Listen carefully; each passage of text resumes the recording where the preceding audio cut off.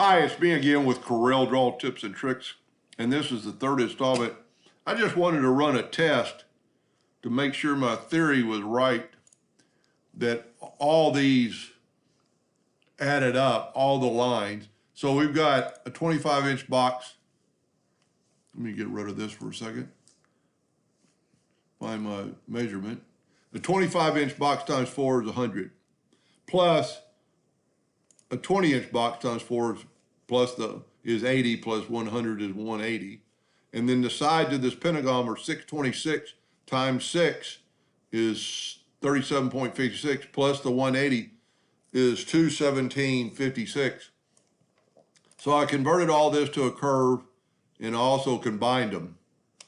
So now it's going to work if we go to Windows, Dockers, Properties, and click right here.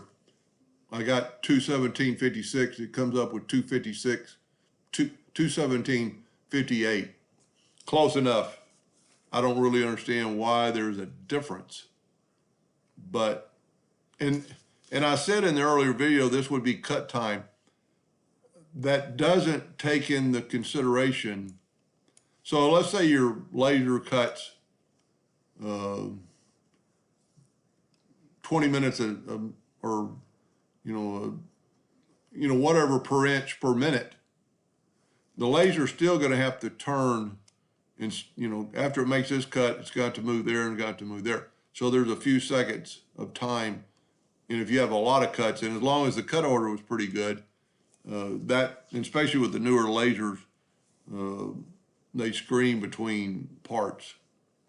Anyway, I hope that helped a little bit, and thank you for watching.